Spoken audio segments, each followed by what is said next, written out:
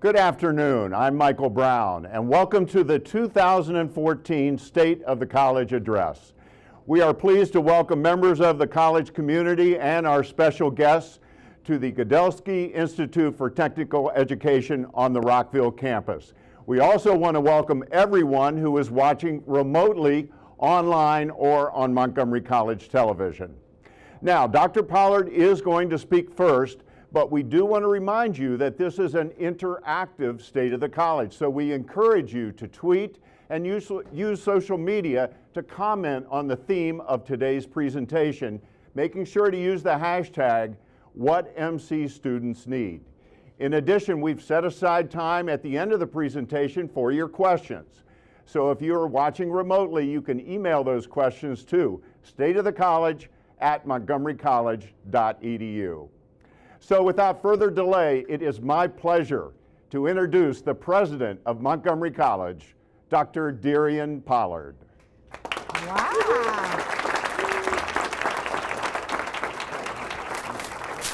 Well, good afternoon, everyone, and welcome to my third annual State of the College. I'm delighted to see you here.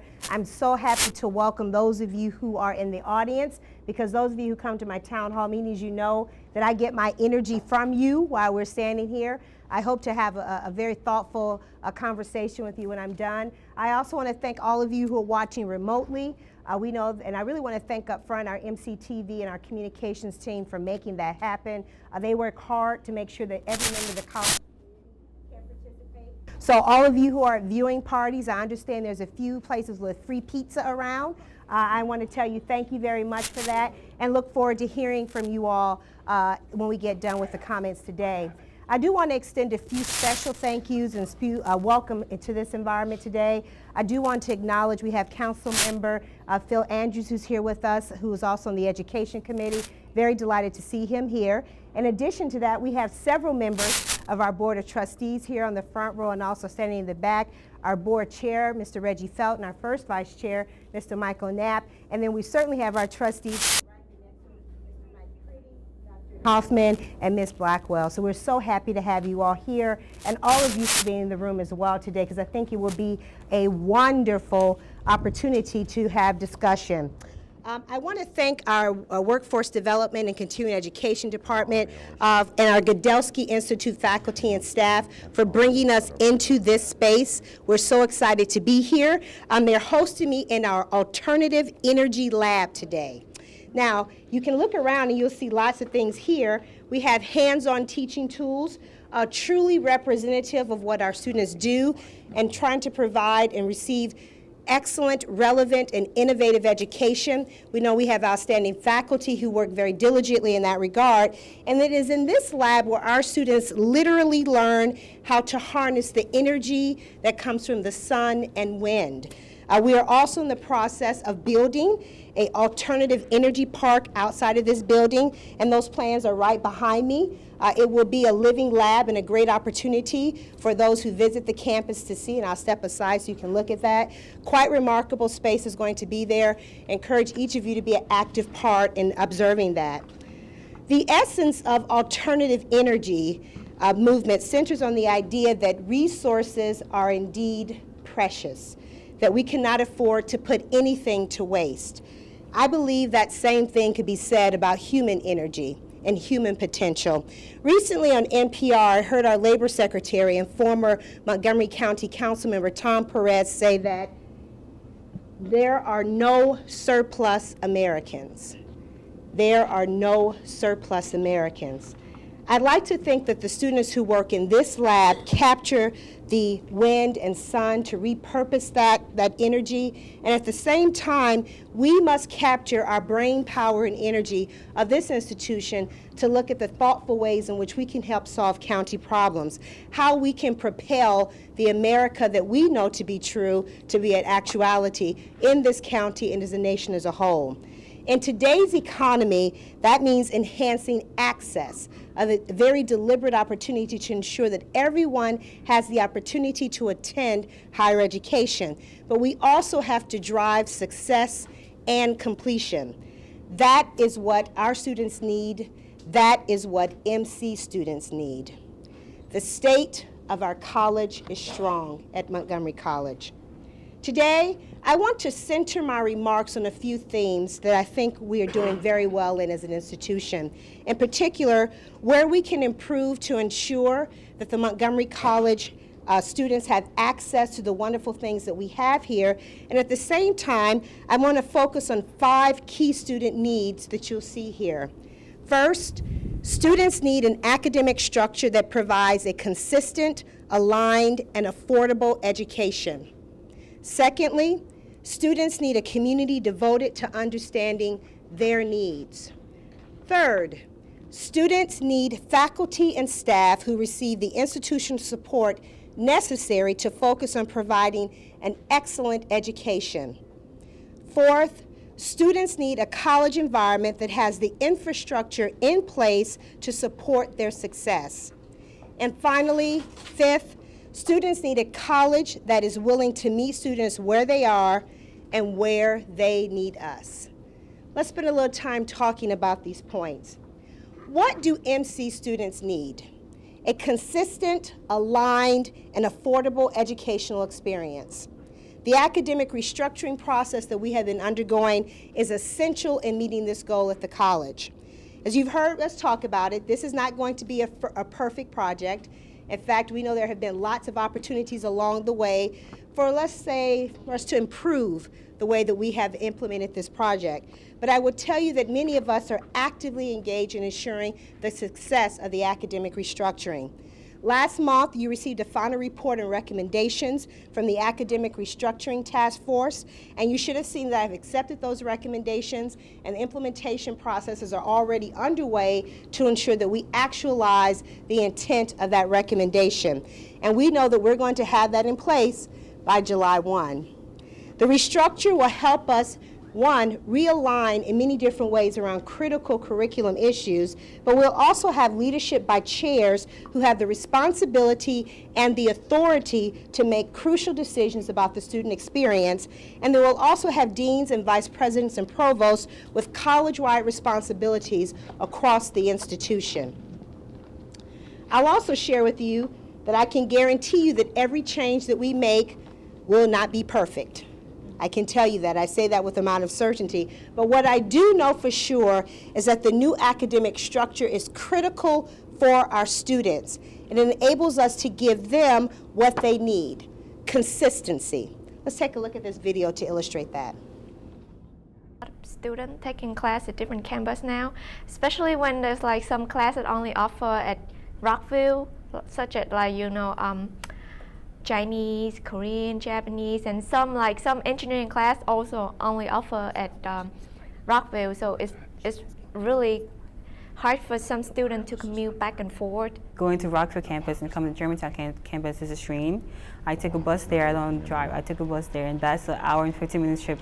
But Germantown was the closest campus to my house, and so I decided to take as many classes as I can take here. But some of the classes were not offered on this campus, and so I had to commute to Rockville. And since I was a new student here, I didn't have a car or a transportation. I had to commute from Germantown to Rockville all day long. That one engineering class only offer at Rockville, so I have to schedule everything according to that class. A friend of mine gave me a textbook from a class. I was so happy because I thought I was not going to have to pay for a textbook, but that wasn't the case. I had to go and purchase a new textbook because Rockville has a different textbook policy, and you need to purchase it at the Rockville campus instead of at the Germantown campus. I took a physics class last semester at Germantown, and the book that we buy is more than $200, and they use the same book for all the physics classes, 1, 2, and 3. But this semester, I take the same class at Rockville campus, and they use a different book. And so I had to buy another $200 book for that class. So if the books can be made same for all the campuses, that will be helpful. The Math Learning Center at Germantown, when you need help, you go in there and there's always tutor available for you. But at Rockville campus, you have to sign your name. And then you're going to sit down and people call your name. And if you don't hear your name being called, you're going to miss that opportunity. At Rockville, we have a time limit. You just get 15 minutes with a tutor. After that, if it's solved or not, you have to wait for another half hour or until all the person on the wait list are done. But at Germantown, we can just go there and sit, and tutor will always be there to help us. A lot of students who go to Montgomery College as either international student or student who return from like after a while going out of school, so they need a lot of help to get them through all of this hardship that they're facing. So it's really important that we can help them, or just giving a little bit support for them to pass through it. And I think that's what Montgomery College is supposed to do, just offer endless opportunity to students. I don't know about you, but every time I hear that particular video, it makes me think that if students are truly the center of our universe, as our previous mission statement said, there are a few things that we have to do to make sure that students are truly at the center of what we do at the college.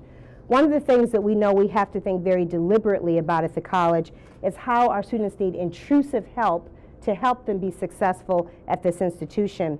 A college-wide collaborative committee is currently looking at these issues, in particular around the areas of developmental and major field advising for our students.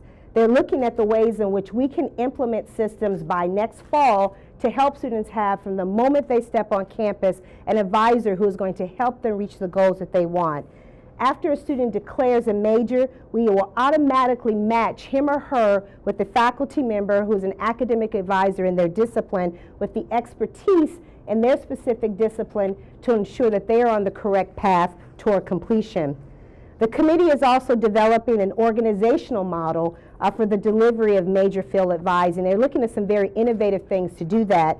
They're looking at professional development opportunities. They're looking at the recognition of advising as a central part of what we do at the institution. And there's also a comprehensive assessment plan to look at the effectiveness of these advising systems once they have been put in place for our students.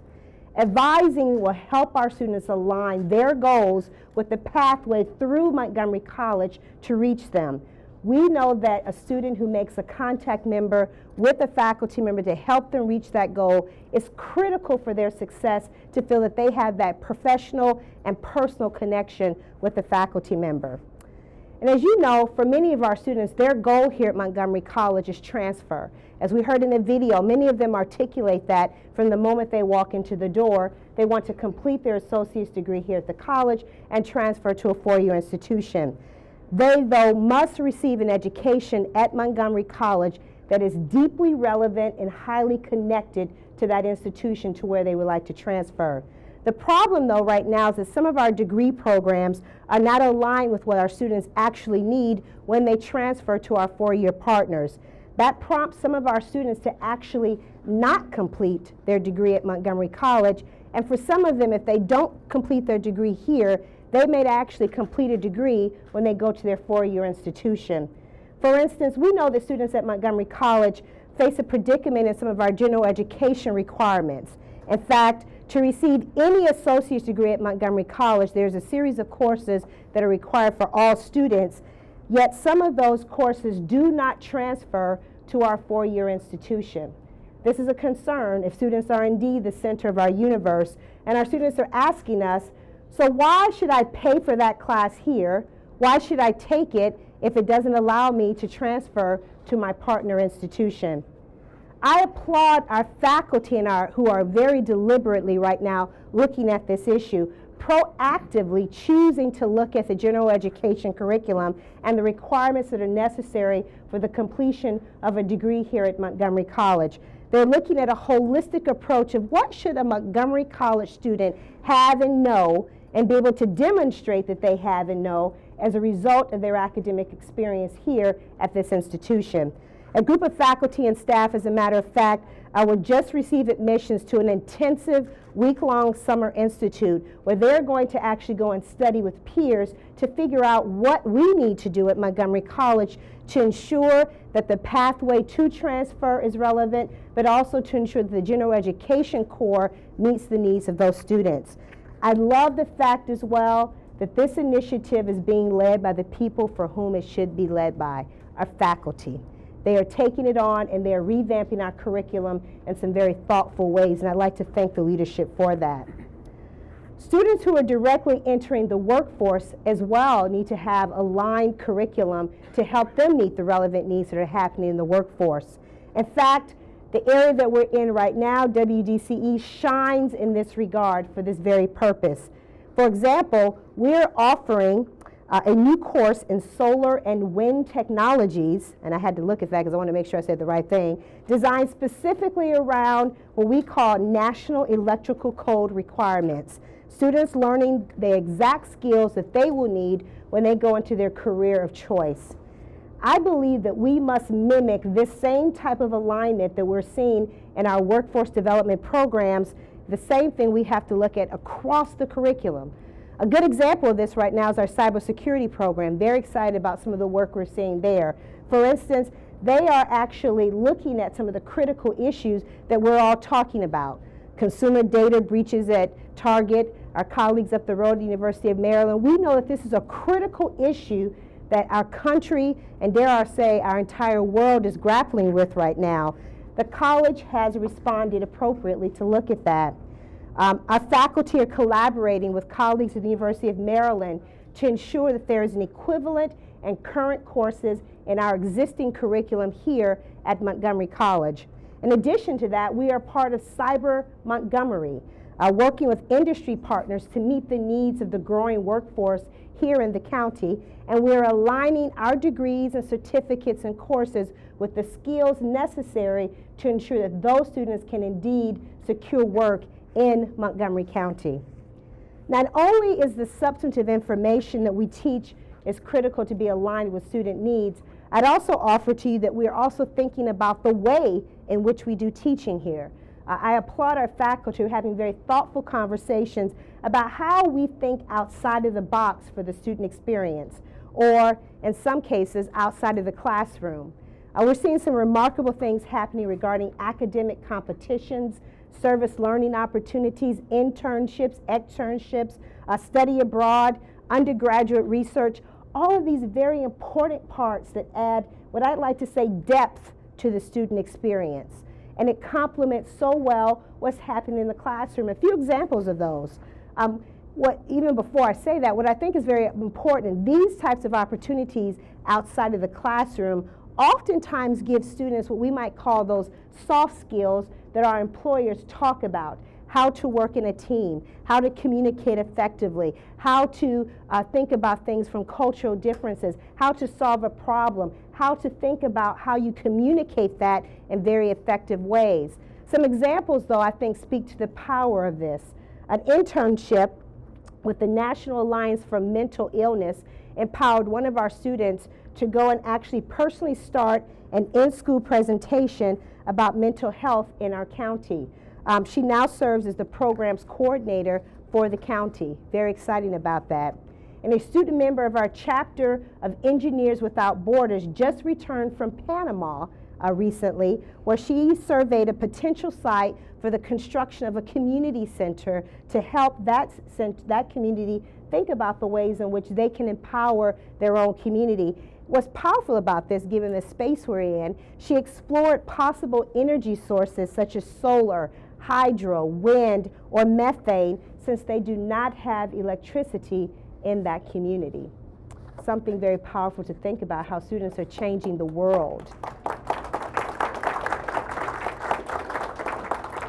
So I would submit to you that we're not teaching future psychologists, future engineers, future scientists. We're actually teaching current psychologists, current engineers, current folks who are changing the world right now in their county, and in the last example, in the world. We're empowering students to actually engage in the field of study they want to teach in or work in prior to their actually leaving Montgomery College. That, to me, is an aligned curriculum, and I would also tell you that is what relevance is all about. We're also exploring the type of online learning that we're offering at Montgomery College. In fact, starting this fall, the college is planning to offer 2 degrees completely online. Very exciting for us. We've often had a series of courses that could be taken here, but what's very powerful about this initiative, again, is that it is aligning them and packaging them so students understand that they're able to complete an entire degree from beginning to end in an online environment. For some time, we've had a number of these courses, but again, it's about how we have packaged them and allow students to understand that they can complete the degree in that manner. I'd also tell you that this is really actualizing our access mission as an institution. Many of us talk about the fact that our students lead very complex lives. They're working, they're parenting, they're taking care of parents, they are trying to make ends meet. For some of them, the idea of having access to an online education is a difference between them having an education or not. So the idea that we as an institution, if we're truly to actualize our mission as a community college, online education allows for that. And we know that this is not for every student. Don't get me wrong, we're going to still have classrooms, we're going to have brick and mortar spaces, we're going to have hybrid opportunities, because as an online student incompleter, I would tell you that online education is not for everybody. But I will tell you that we're providing opportunities for many, particularly working adults, to secure their post-secondary education. I'll also tell you that we have a responsibility to protect affordability. This is probably the #1 issue that affects our students every day. If you look at some of these responses that are on the screen behind me, many of our students talk about tuition costs, book costs, and so forth. We have a responsibility to ensure that we remain accessible to them. Some very provocative data about our students. We know that one quarter, 25% of our students already receive a Pell Grant at Montgomery College. 25%. That number is rising because in the last 5 years, we have seen a 60% increase in our financial aid applications at Montgomery College. 60% increase. We know that students need accessible, affordable, locally provided higher education opportunities to post-secondary education, or for many of them, they simply will not be able to go. And that, my friends, is unacceptable at this particular time in our county's history. We, like many institutions, have to be thinking about our tuition policies and how we can help students have access to this institution. And there are some provocative questions that have to be asked. And I'm going to tell you up front, I don't have the answer to them, but here's some of the questions that I'm thinking about. Should we charge more for high-cost programs? A question we have to think about. Should we charge a flat fee for degrees or academic semesters? Should we consider creating a fast-track program for some students? Should we offer a discount to students who take classes during less utilized times at the institution? I don't have the answers to this. But these are questions that we have to ask if we're going to remain relevant as an organization and if we're going to be responsive to the changing environment in which we, as institutions of higher education, have to operate in. We know that our current tuition model needs work. We know that our students need us, but we have to think about the fact that maybe our way of doing things may not be the best way of doing things. So we have to sit down and think about over the next several years how we begin to ensure that our model is sustainable and that we have opportunities for access for every county resident who wants to come here. We typically think of affordability only through the eyes of tuition, though. What's very important about this, we also have to think about how affordability is pervasive throughout the college experience. For example, and you saw some tweets that came up about this, for the past 6 years, our college bookstores have been having very thoughtful processes to look at how they can reduce the cost of textbooks within our institution. They've offered digital options, rental options, loans, online, used and competitively priced instructional materials. But we have to do more in this regard. Now, I will tell you that we have increased the availability of rental textbooks from 20% last year to 85% of all titles that we have at Montgomery College. That's impressive, right? But we also have to start thinking about alternative to traditional textbooks. I recently read that the University of Maryland is doing a whole series of initiatives to look at open sources, and about 50% of their classes are or will be delivered using open sources. Open sources being free, online sources that faculty members gather from various places to use to deliver those classes. I would tell you, this requires a different mindset. It requires a different skill level to think about how you ascertain and pull these discipline work together to produce a coherent experience for that student. But I have to tell you, it's something that we have to do. If the examples that Grace and others had in here about textbooks alone, that is compelling data. And I would offer to you as a side, We're talking about physics 1, 2, and 3, I think was an example here. I can guarantee you, there's material out there that can be used in an open environment to bring to the classroom to help a student not have to pay for the cost of 200, because that is a class and then some for many of our students. Something to think about. I think that we're also brainstorming quite a bit about how we can do this work. We need to listen to students like Grace and Darpan who talked about the cost of textbooks, and we need to be thinking about how we can be more deliberate as an institution in this space. That alone, I would tell you that the state of our college is strong. But we at Montgomery College have to think about something else. What do MC students need? A community devoted to actually knowing and understanding the needs of our individual students. At MC, a non-traditional student is actually traditional here at the college. I like to tell people that's what we specialize in, non-traditional students. From age to race to ethnicity to place of origin to socioeconomic status, I'll offer to you that there is no single majority type of students at this institution. They're all unique. But I would tell you that the single, probably most unifying characteristic of them is that they have more on their plate than the average college student across this country. Let's take a look, please.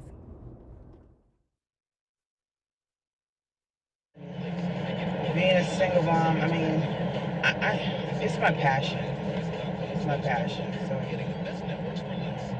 I love him very much. Typical day is just hustling and bustling, getting from one point A to point B, and hopefully nothing goes wrong when nobody gets sick, nobody, gets in trouble at school. It's just real hard work, a lot of structure. I get up in the morning, make me some coffee, rush him off to school. Sometimes I study a little bit before I go to class and make sure I have everything all together. I started summer of last year, and it was really a struggle. It's challenging, but I know that I can do it. And everybody's, telling me, Brenda, you can do this. Amanda McIntosh is one of my counselors that helped me along really well and encourages me, because when I say I can't do it, she'll say, don't say you can't. She's the one that helped me with my major, because at first it was just general studies, but now it's mental health. My kids are special, and it makes me feel like the difference from how I was raised. I definitely had to break the cycle to raise my kids differently, because I knew that they had issues and somebody has to advocate for them. So that's why it really interests me to work with mental health. In a couple of years, I see myself really getting to know Brenda, really getting to have a foundation for myself, because my children are not older. And although they still need, help and everything like that with their special needs, I want to do something for me. Is to actually get the cap and gown and walk across the stage. Just that particular day would make my whole life just very happy. Thank you, Brenda, for letting us share your story.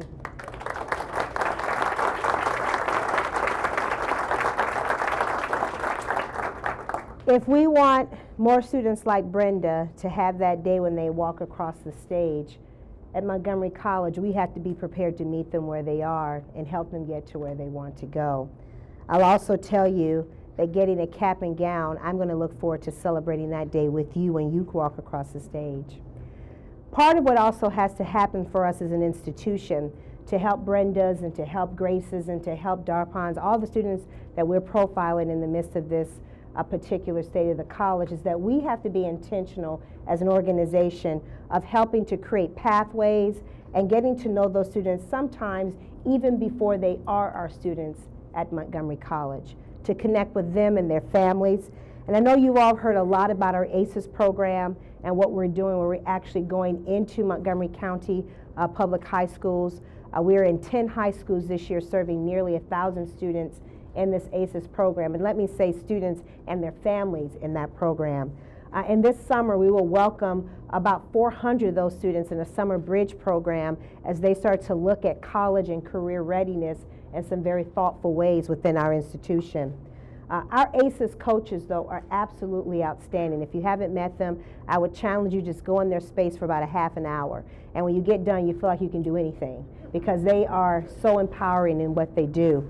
They're customizing services to meet students where they are, whether that is preparing for AccuPlacer and the SAT, completing college applications and financial aid applications.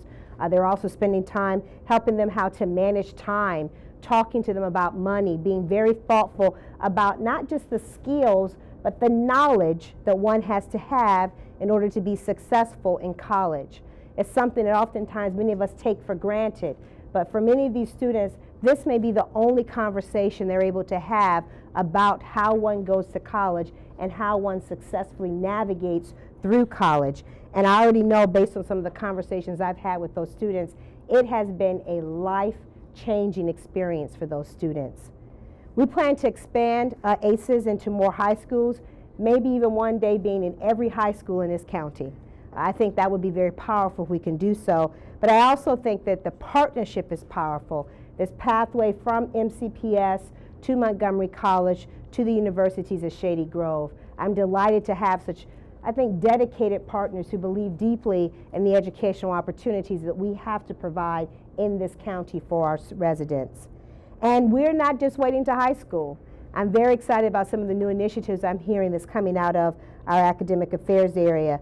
Beginning next year, we will bring college experience to MCPS students as early as kindergarten. I know.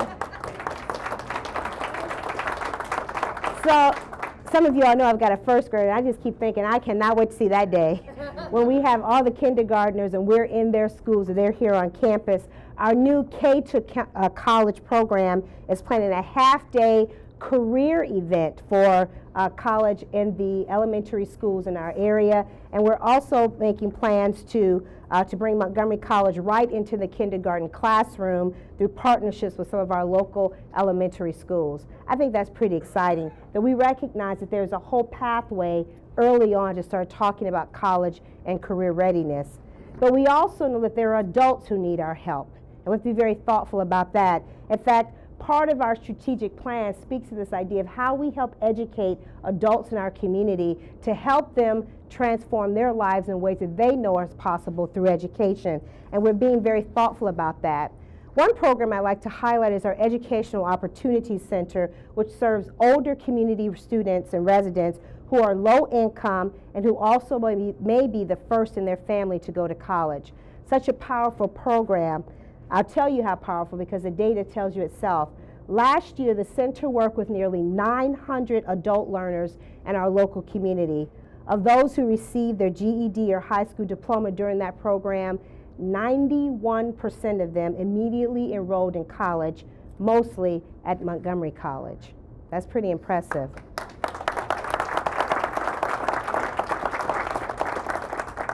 But once they get here, we have to help them be able to navigate this institution. So once they get to Montgomery College, hopefully they will come in contact with our welcome centers.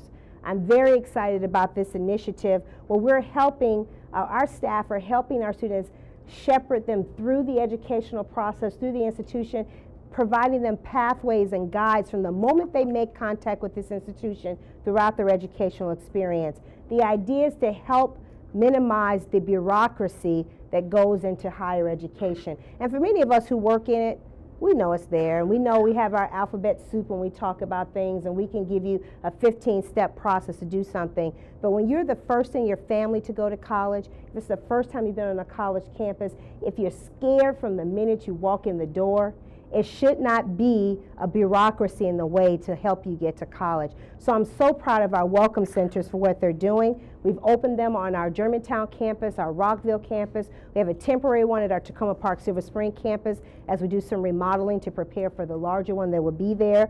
We also have one in Manatee because, yes, Central Services sees a lot of students and we want to help them meet that need as well. I'll also tell you what's very important about this. They have logged more than 11,000 visits since the Welcome Centers opened this fall. Now, I don't know about you, that is a point of contact for 11,000 folks. That's pretty impressive to me. I'll also tell you that they have expanded their service hours to ensure that they're meeting students where they are. They've also increased the depth of the services that they provide. What I'm excited about is they also are figuring out ways to ensure that our students who visit there have understanding of campus and county resources that can help those students navigate their experiences here. Understanding what students need is not only our duty, it is also our responsibility to our state. And many of us are deeply engaged in this work already. It's our hard work that has helped the college meet the requirements of the College and Career Readiness and Completion Act of 2013, otherwise the CCR-CCA, as many of us like to say, which was approved by the Maryland General Assembly in April of last year. This bill was important because it legislated the need to have pathways within an institution and some very thoughtful things that colleges have to do to prepare for that. But let me let y'all know something.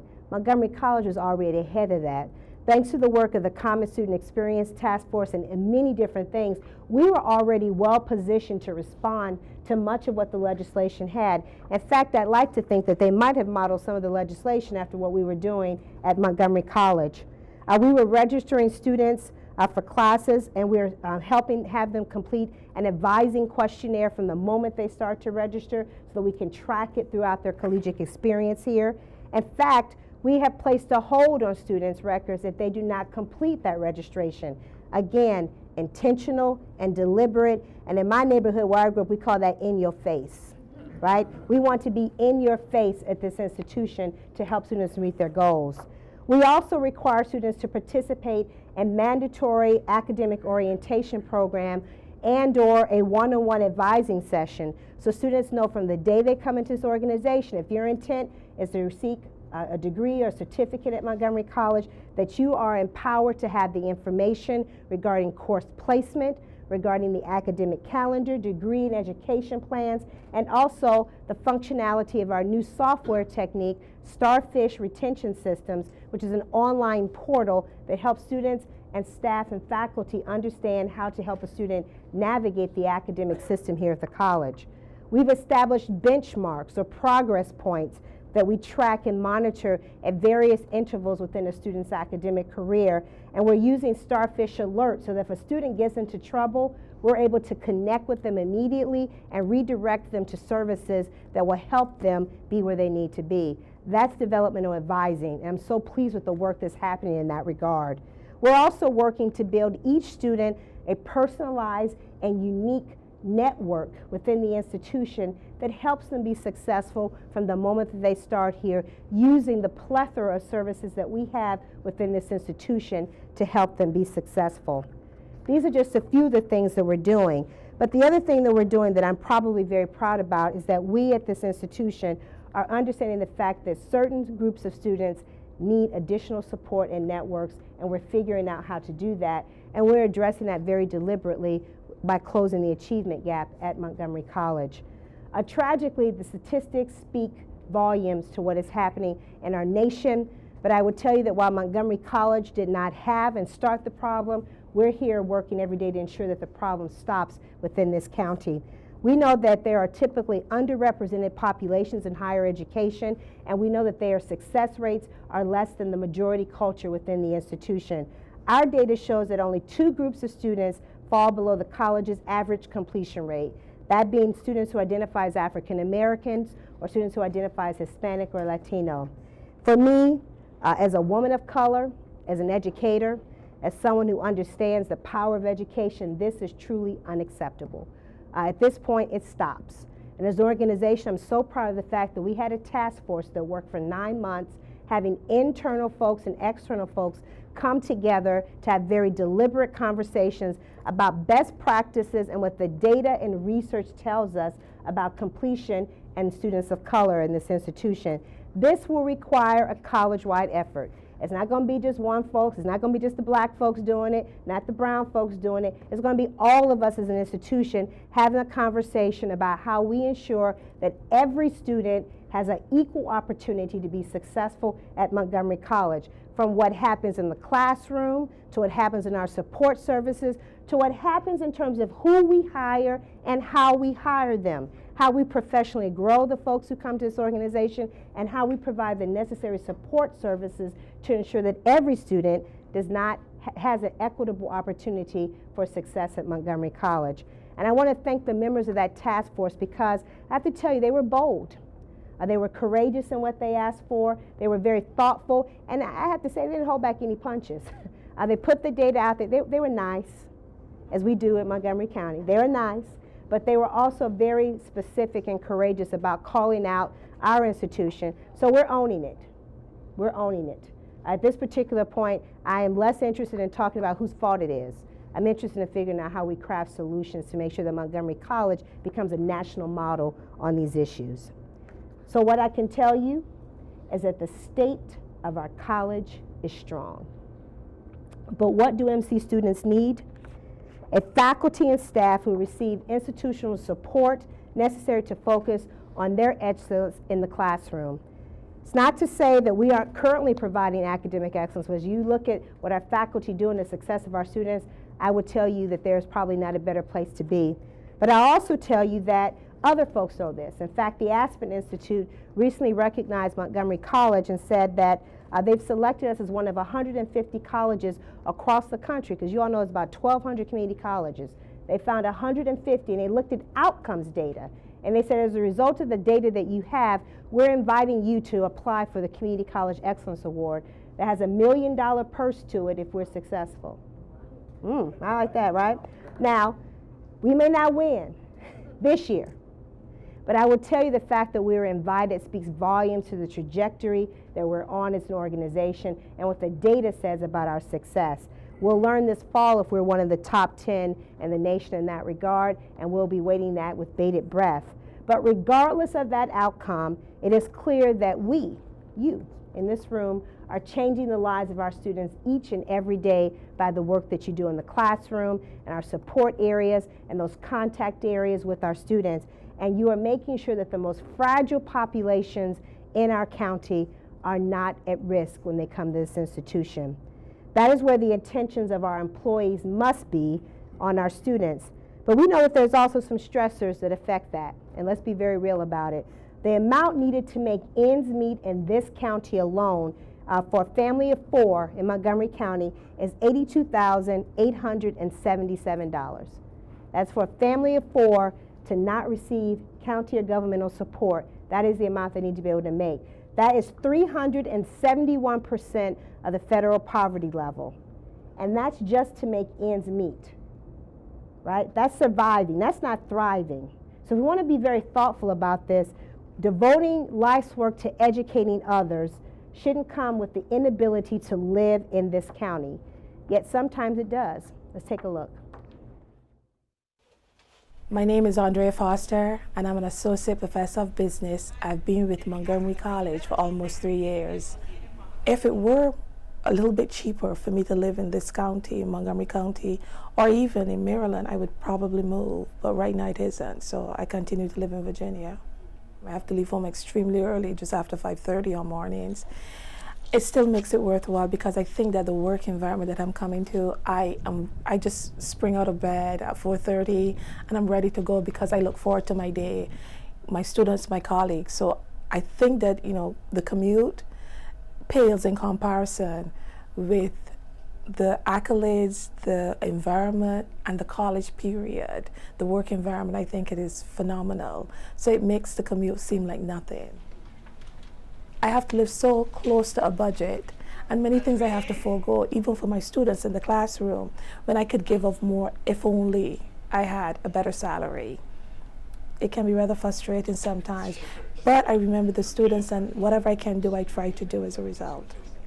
there are times when I have to use money from my own personal budget to help students on various things. And therefore, it makes it more difficult for me to live financially when I have to do that. To have an increase in compensation, I think that would be really fantastic, because not only can I afford to use additional personal funds to help students, but it will make living affordable. I'll be closer to work. I'll be able to do more when I'm here on campus, not have to worry about beating the traffic or whatever the case may be. So I think definitely an increase in compensation would help faculty, every faculty member at this college.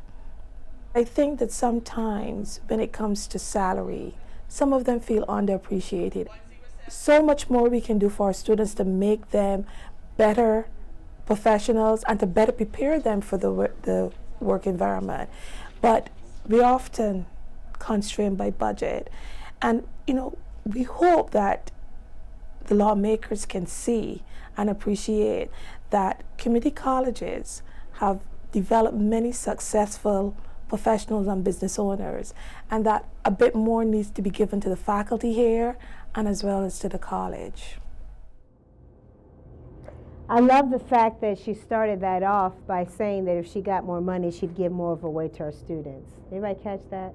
I think that's very provocative. Thank you for sharing your story with us.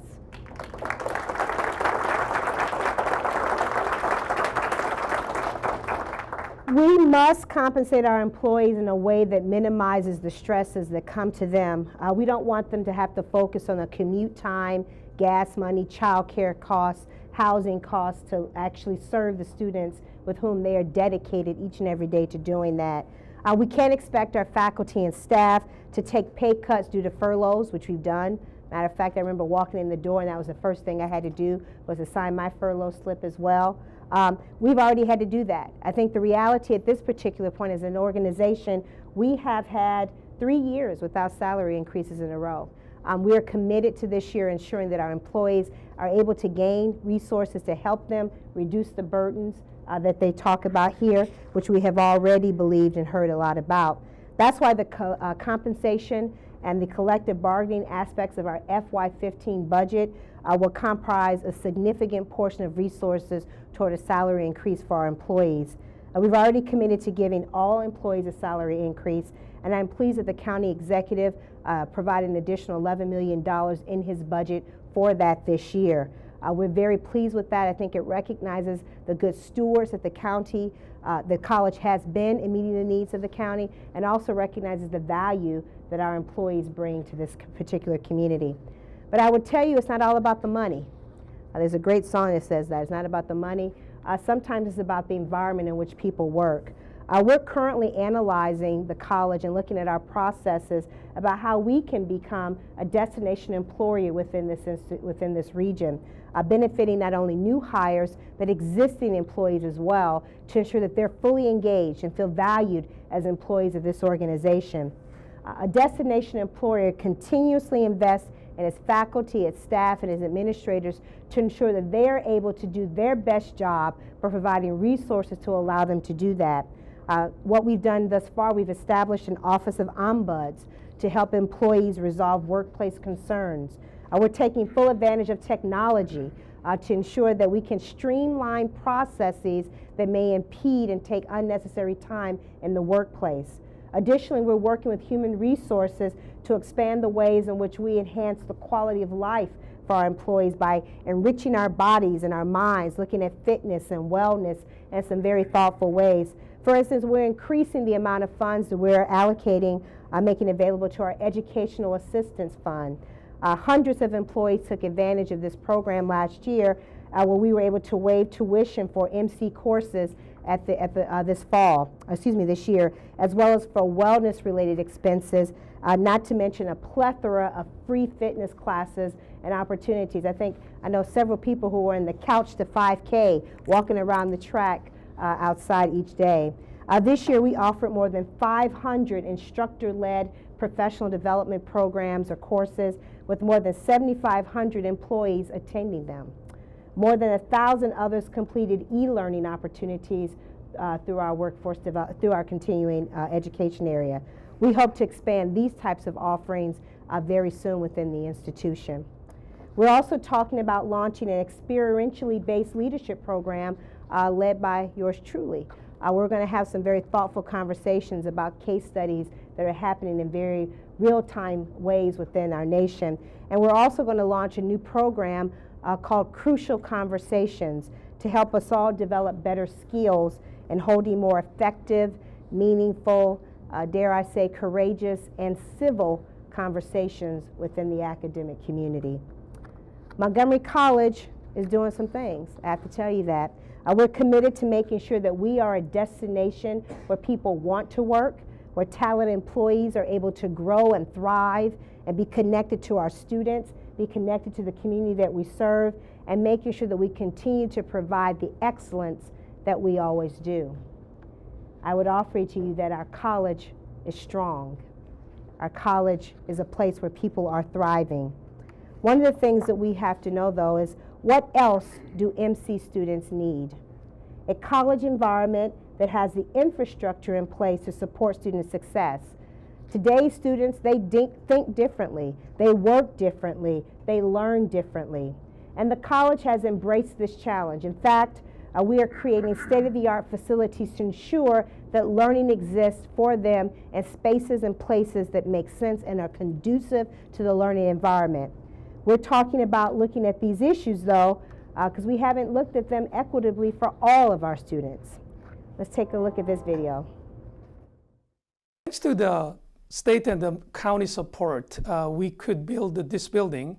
My team was heavily involved in assisting in the design of this new science center, and we're very excited to be able to offer the students and faculty here wireless access, iPad carts, technologies that enable microscopes to be on the wireless network so that a faculty member can project what a student is seeing on the microscope.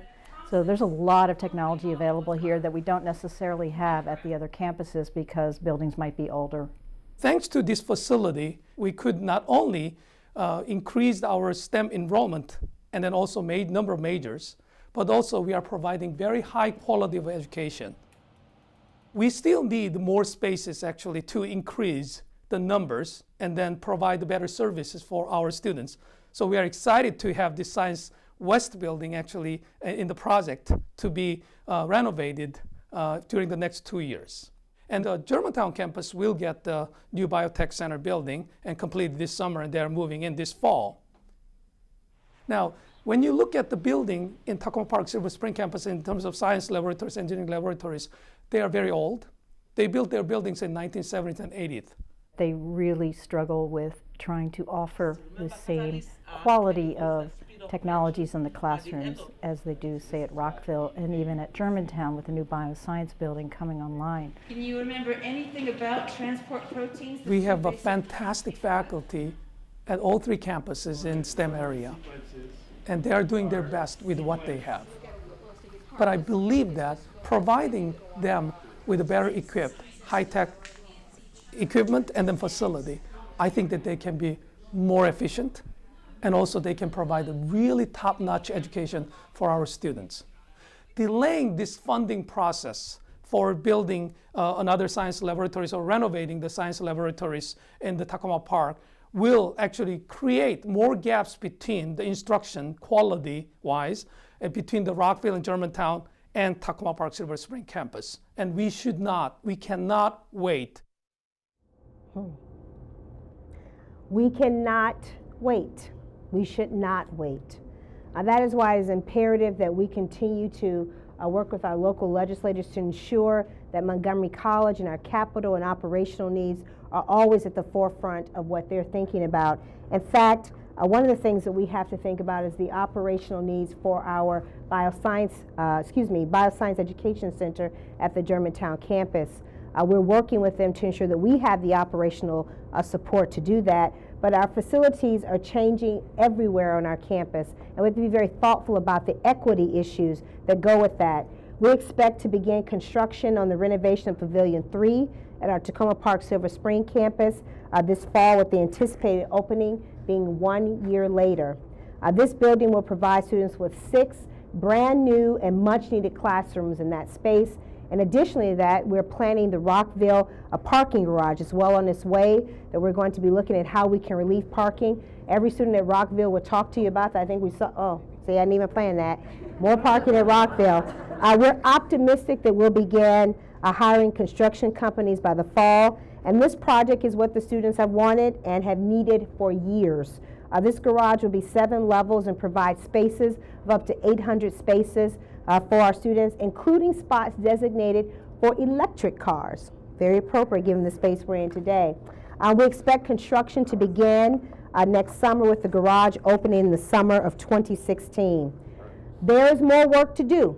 There's continuously more work to do. We know that students need transportation infrastructure that accommodates trips to and from campus, but also among our campuses. Very big issue.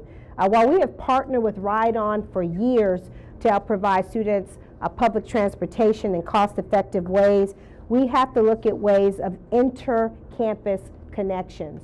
We know that right now about 15% of our students are taking courses at 2 or more campuses.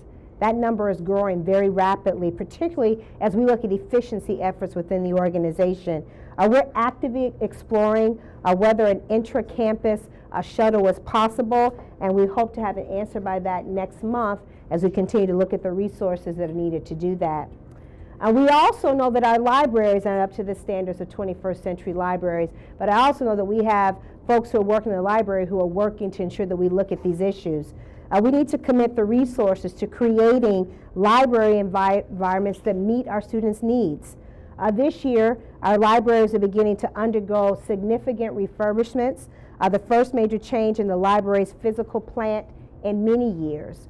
But that's just the start right now.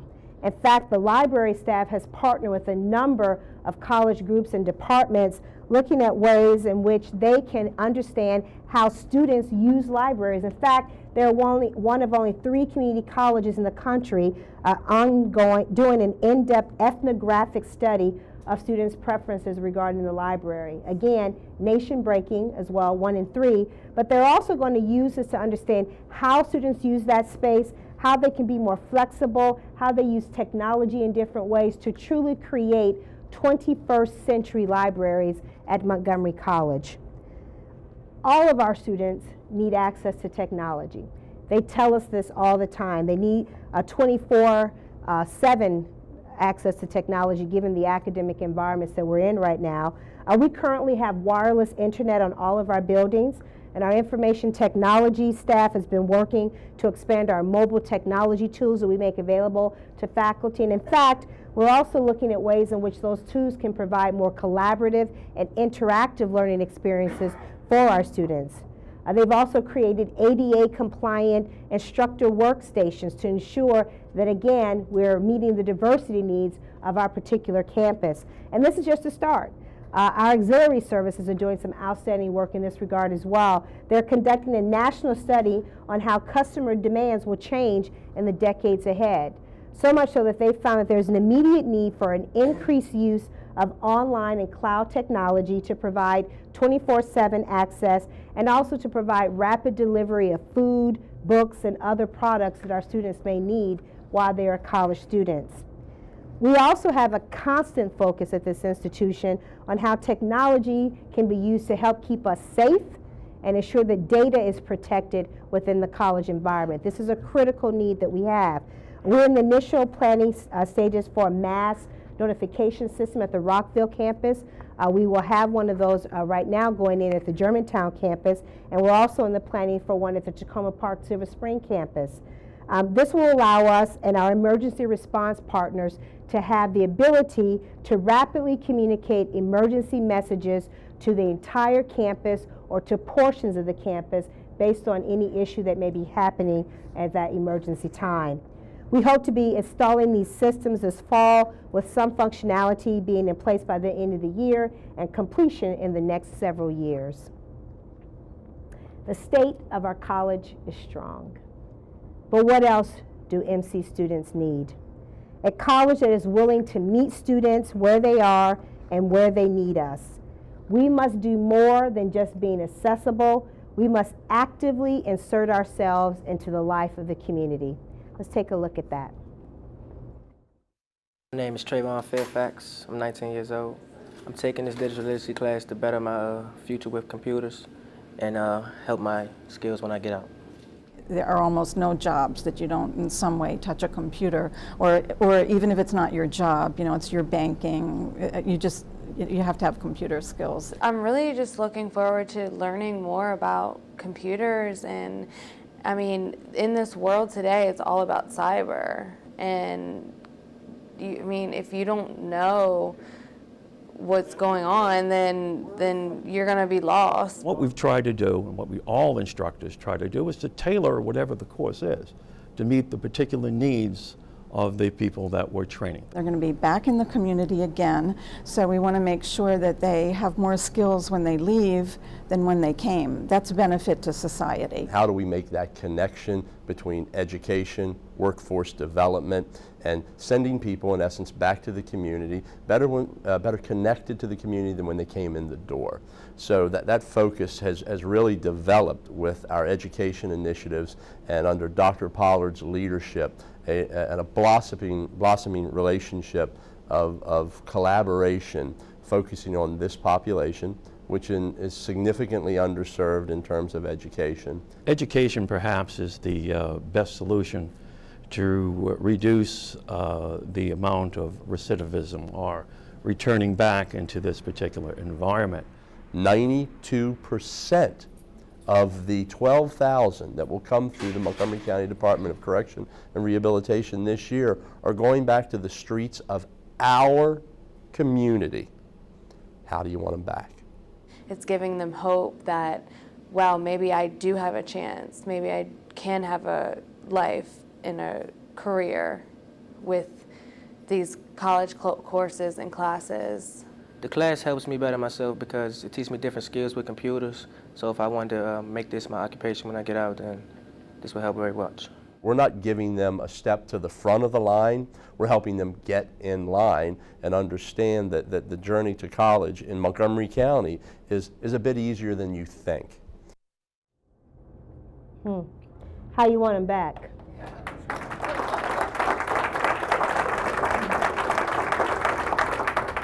This model of taking the college into the community and our teaching and our learning to meet the needs is something that we're going to replicate across the entire county. I'm very pleased with the fact that we are literally turning ourselves inside out as an organization. In fact, that's the plan that we put in place. We are actively engaging to establish community engagement centers in needed parts of our community based on data from zip codes, understanding the economic backgrounds, the educational backgrounds, and our new director of community engagement recently met a young woman behind the counter of a local mall. And as she started to have a conversation with her, she mentioned that she was a Montgomery College student.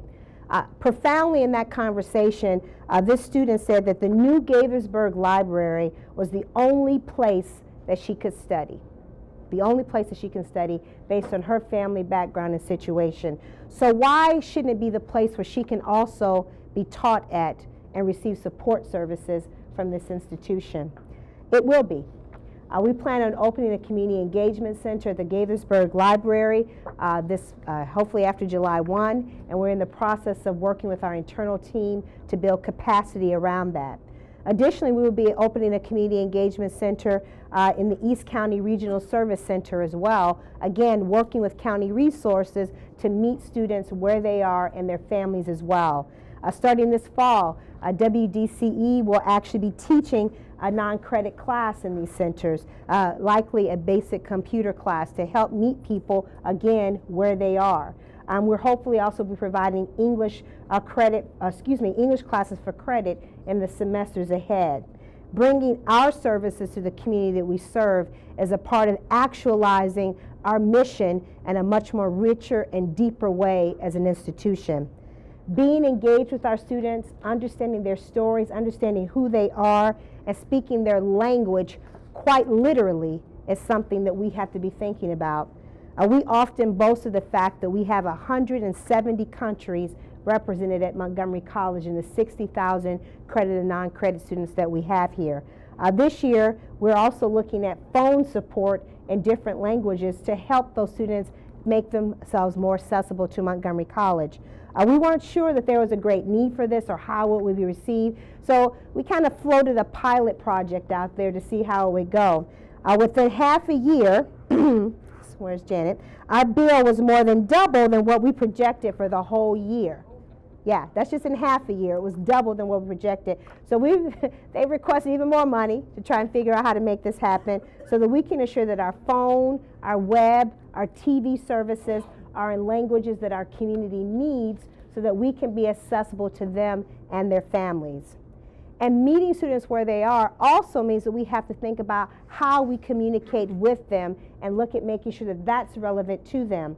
Our multi-campus institution is stretched across this county in so many rich ways, but being as large as we are, communication is a challenge. It's a problem that we have to work around. It's imperative that we take a hard look at what, how, and when we communicate with our students and with our employees so that we can make sure that they are engaged. And we have brought in external consultants who are helping us look at this very thoughtfully about how we can improve the way we communicate with our external and internal community. We hope to have the internal report within the next few months, and we anticipate having the external report done within the next year. So it's a very exciting time for us to think about that. Of course, all of these things require what? Resources. I like to say resources, right? Right, resources. That's why we will be launching a $30 million campaign, a comprehensive fundraising campaign to help meet the needs of our students, particularly around the issues of access. I've shared with our advancement folks that one of my new favorite things to do is to ask people for money, because I love what we do at Montgomery College. I love advancing that, and I love telling the stories of our students and our employees because it has resonance. I'm a storyteller. That's what happens there. So currently we're narrowing down those priorities, but we know that the overarching goal would be to identify resources and to alleviate the financial barriers for students who want to go to college at Montgomery College. I'll also offer to you that the hallmark of this campaign will be a new initiative where we will call this the Montgomery College Promise, a commitment that we will ensure that all MCPS high school students who graduate and meet certain criteria will have a $1,000 scholarship at Montgomery College to help them pursue their academic career. Now, I don't know about you, I love the fact that we are being that bold and courageous to recognize that we are vital to the community and we're connecting our resources in ways to uplift and empower those who may not have access to resources to come to college.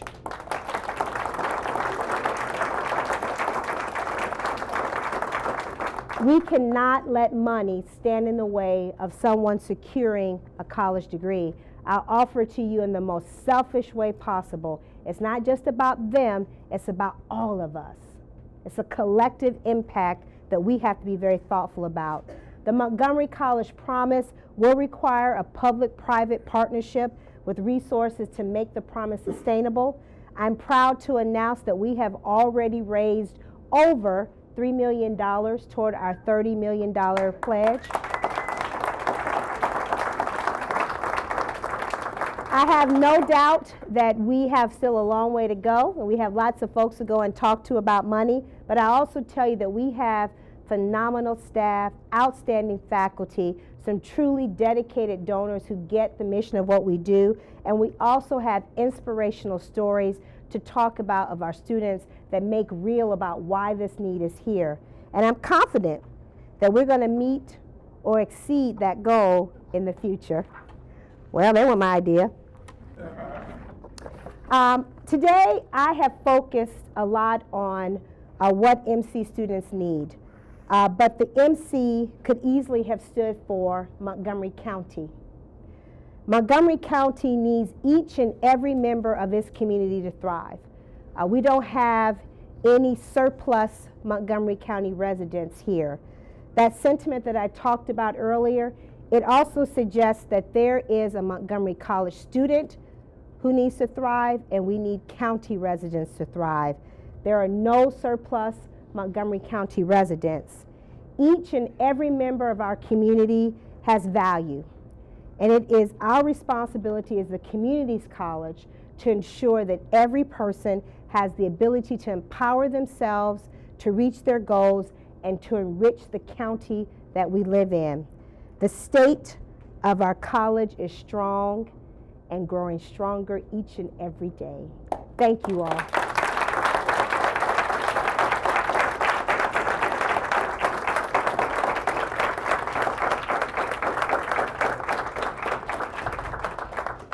Thank you, Dr. Pollard. And now we are ready to commence with the question and answer portion of the presentation. Again, if you're watching online, you can email those questions to stateofthecollege@montgomerycollege.edu. We'll also be reading some of the tweets that have come in during your presentation. So let's get started.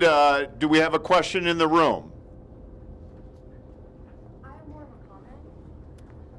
Good. Over here. My name is Genevieve Leary, and I went to Montgomery College. I started in fall 2010, and I graduated in spring 2013. I worked in several jobs on campus. My favorite was financial aid, but the problem that I'm facing is leaving Montgomery College. I don't have the means to transfer to a four-year school because they're a lot more expensive than this school. So that's something that we need to really work on too, because I would love to continue, but I cannot because of the price differences between Montgomery College. So I think that there needs to be some focus in that area too. Thank you very much for that, because I think that you're correct. Montgomery College continues to be, and at community college in general, continue to be the first choice, particularly around finances. One of the things that's very unique in this county compared to many places that I know have worked or personally know of is that we do have a wonderful partnership with the Universities of Shady Grove, which is right here, and there are opportunities and there are transfer scholarships available both for students who are leaving Montgomery College and going to USG, and for students who are coming into USG, they have opportunities there. I would love to make sure that we connect you with some folks who might be able to help you with that. So before I leave here, I'm going to designate somebody who can help me with that. Thank you. We'll make sure that Dr. Summersall will do that with you. Thank you. Okay, we have a question right here in the front row. Actually, this is really a comment.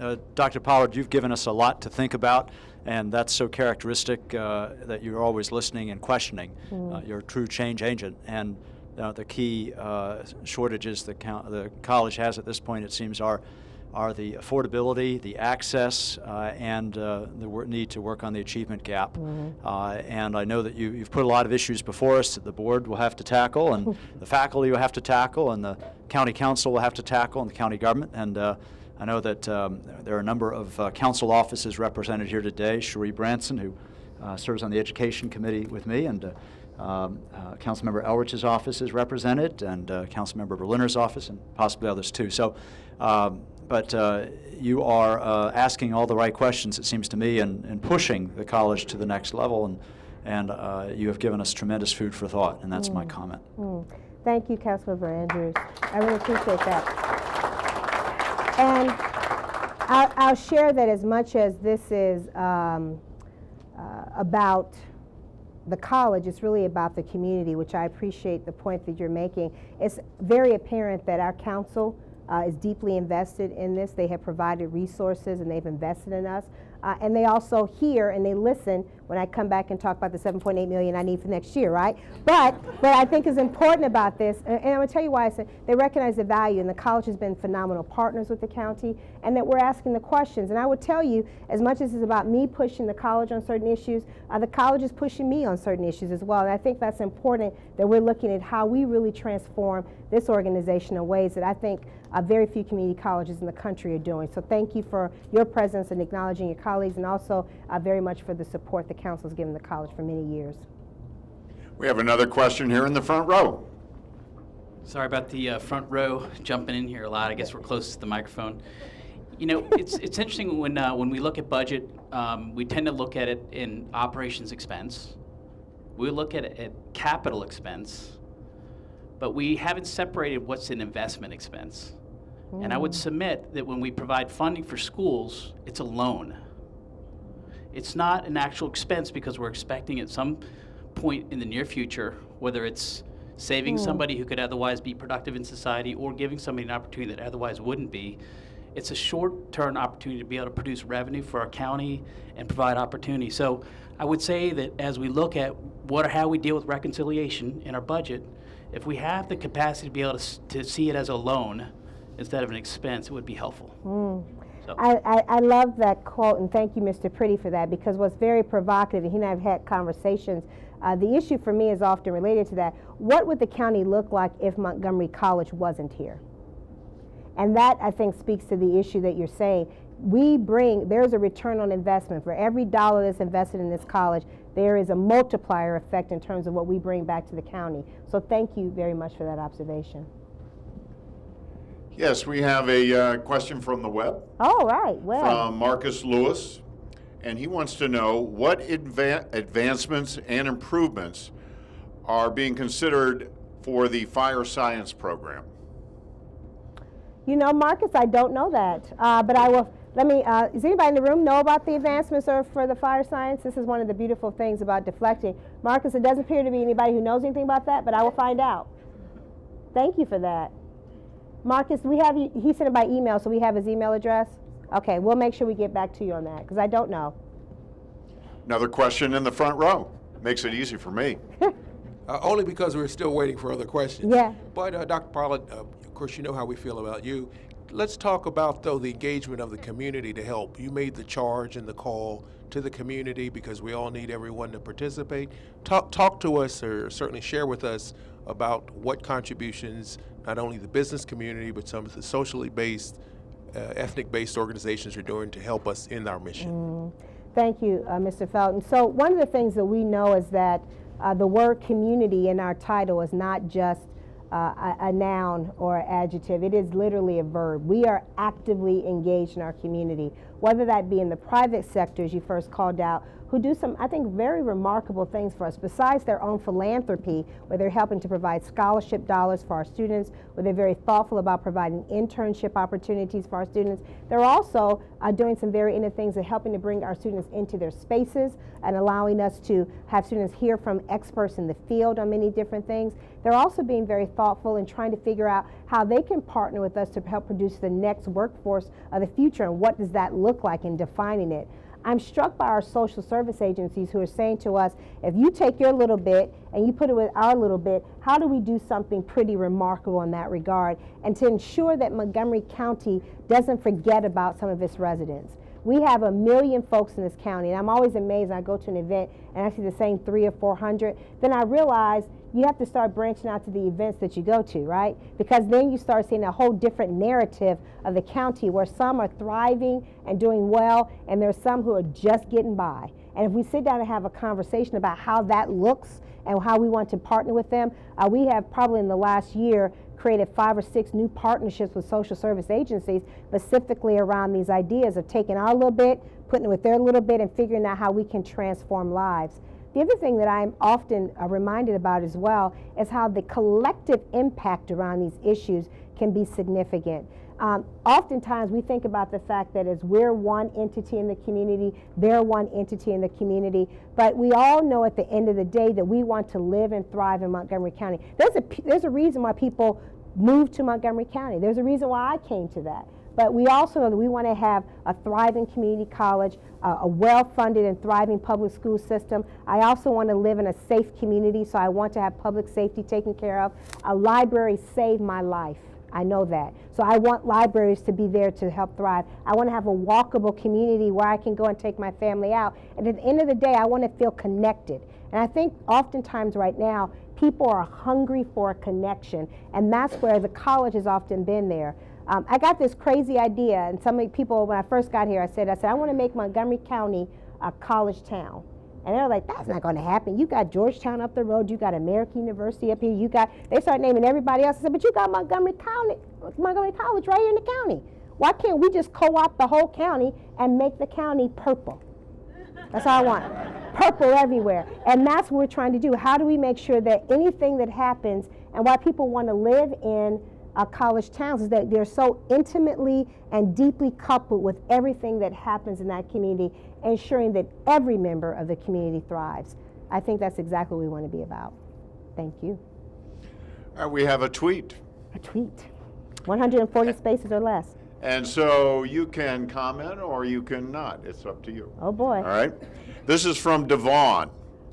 Hashtag what MC students need, affordable food, exclamation point. Yeah. Devon, I'm going to tell you the 3 things the students tell me about all the time. Literally, I can count on one. They talk to me about they need more parking, right? We know we have a parking deficit at the Rockville campus. Even when we put the parking garage in, we're still going to have a parking deficit.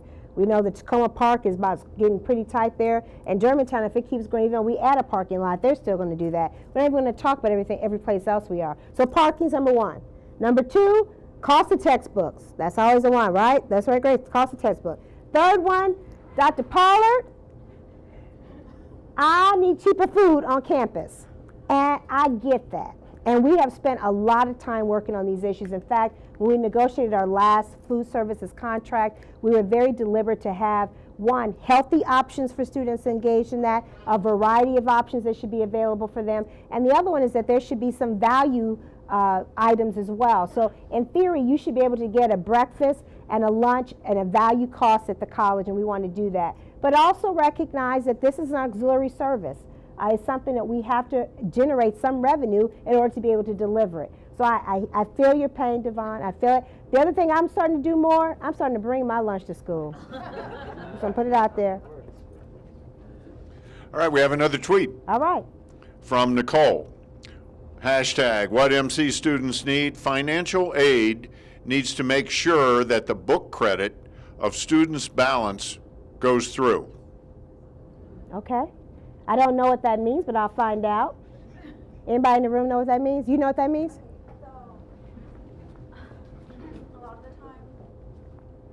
So a lot of the time, you only get a book credit and it's only valid through a certain time period. And so it's really key that students check and know when their book credit expires, because once it's gone and you don't get it back. Ah. You need to take responsibility and know how long you have your book credit for. Thank you. We need to put her in financial aid more often. I know. Any more questions in the room? Got one behind you. Thought I'd not be able to talk today. Yeah. We have a lot of student aides, and we love our student aides. They're just phenomenal. We have a lot in our department. We have a number in our department. Our biggest challenge with student aides is, number 1, they don't get paid enough. And number 2, we don't have a budget big enough to be able to support what we need to do that. So I would like to know what is on the plate for the future for that. Yeah. So I think a couple of things with that. It goes back to, 1, the operating budget for the institution. I think that there are, one of the things the research tells us, if a student stays on campus longer, they're more effectively engaged. And if we can find jobs that are comparable to what they may be making outside of the institution, it's advantageous to both us and them to have them here on campus. So that's something we are working on. Part of that is operational budget issues that we have to look at. There were some changes in federal financial aid that placed some limits in terms of work study programs. And the other thing we don't want to do is we also don't want to hire student aides for jobs in which we have contractual obligations to ensure that we hire employees for. So it's a very delicate balance to ensure that we're not creating another firestorm within the organization. So your point is very well taken. And as someone who went through college on work study, I worked probably 15 different offices at my institution, and it gave me a set of experiences that now I find myself not surprised that I'm in higher education. So thank you for that, Liz. We have a question here in the front row. Yeah, I love this front row, huh? Do I have any more Might be water? a question or a comment, but you were talking about work study, and I came from, at the age of 22, from Venezuela to the United States, and I arrived here in Montgomery County. And the first place that I need to learn English was here at the college. And also I was fortunate enough at that time that I could get some work study, that I learned some other trades that I wasn't even exposed back home. So with that help, that's what it gave me the chance to transfer them to a 4-year institution. And now I'm working at that institution as well, too, but I'm a very productive member to the society, particularly bringing more money, taxes, to Montgomery County. So that's a return of investment because of the college. And I know that because of the strength, the strengthening of the program and the opportunity that you get here, that was basically something that really helped me to be moving forward. So for the immigrant community, I think it's key, it's very important. As a Latina, I really feel that I got the support, and I really champion that what you're doing right now to continue that support. I know funding is an issue, but I think it's about knowledge, it's about sharing the information, what we do here at the Montgomery College, and who can take those opportunities and how. So the process is there. So I'm very excited. And now I'm a board of trustees, so on top of all of this, so that's really gratifying. It's a kind of a little of a paying forward because the experience that I got here is where I am right now. So thank you. That we need to put her on a poster. There were several important points Ms. Blackman made I just want to talk about. One is this idea that as a new immigrant, this was one of the first places that you came to, and when you came to this county, was to college. And it's amazing to me that we are the front door for so many people into this county. What I also love about this, and this is a thing that I find to be very interesting, I sit on another board, and while I was on this board, we had this gentleman come in and talk about the fact that he was a part of a network that we were putting together. And he sat down and he started talking how he was taking this electronic technician correspondence course. And I was kind of floored. He didn't know who I was. So he's sitting right there, and I said to him, I said, where are you taking that from? I said, and he told me the name of some place I'd never heard of. So I said, he's not getting financial aid for this. It may not be accredited, so it may not be something that he can use to get a job. So I turned to him, I said, well, why didn't you come to Montgomery College? Why didn't you go to Montgomery College? And he looked at me, he had this look, and he was a probably late 40 African immigrant. And he said to me, he said, Montgomery College just seems so far away. So I paused. Now I knew that he lived in a large apartment complex that was near our Tacoma Park Silver Spring campus, maybe 3-4 miles from where he lived. And I said, well, isn't that about 3 or 4 miles from where you live, that campus? He said, I don't mean that way. He said, it's not that far away, but it's far away. And I paused, and that was a profound moment for me, because then he said to me, now if the college had some space in my community, right in my apartment complex, where I could go and basically build my confidence about going to college, and then went to the campus, I'd be in a better stead. And I was so struck by this idea of helping. They're going to be wonderful. Those of you know Gloria, you're not surprised that Gloria was able to find out, how am I going to survive? I'm going to get here and do what I have to do.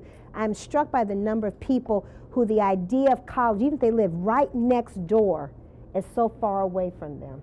So how do we make sure that we are always accessible, we're meeting needs in ways that they may not even know they need to be met, and that we're taking the college into the community? Since 1946, we have done a great job of bringing people to us. And they come here, and we're in various spots. But the idea of this community engagement work is exactly around this idea of trying to make sure that we can create the next set of legislators for this county, the next set of boards of trustees, the next set of faculty, the next set of staff, the next college president should be able to come from the community and saw themselves go through that pathway.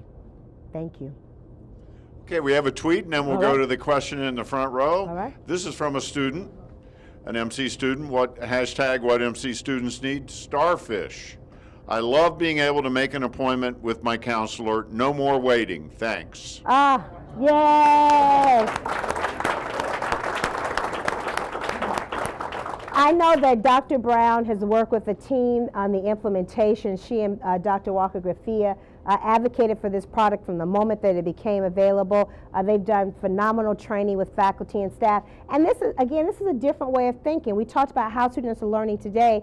I am struck by the fact that many of our students, I do this, if I could figure out I had some blood work done for my annual physical. And I was upset that I couldn't at first go online just to make an appointment. Then I found out there was a way I could go online and do it on. That's just how we are. This is the society that we live in right now. The same thing, you shouldn't have to walk into an office and sit for hours and wait to be seen. It's unacceptable. It might make us uncomfortable in the fact that we've got to manage our time effectively. We've got to have appropriate disposition of those students and that. But the reality about that is that this is how students learn. They have busy and complex lives. You know, we think about our student who we heard earlier. If you've got to get 3 kids out the house, get yourself to school, get home, get to a job, get dinner, get your studying done, go check on mama or daddy, maybe go to the PTA meeting, you mean to tell me they got time to sit for a couple hours and wait for access to a counselor? Not the case. Thank you. Unfortunately, sir, I'm sorry, we are out of time. We have like 30 seconds All left. right. I want to thank Dr. Pollard and thank all of you for participating in today's State of the College. We want to keep the conversation going, so keep sending your comments, your tweets, using social media on hashtag #WhatMCStudents_Need. We'll be posting the video at montgomerycollege.edu/State of the College, so you can go back and watch the State of the College video at any time. Awesome. So for Dr. Pollard and everyone here in the room and watching out there, we appreciate you very much participating in today's town hall. I knew I was going to say it. I knew it. The State of the College.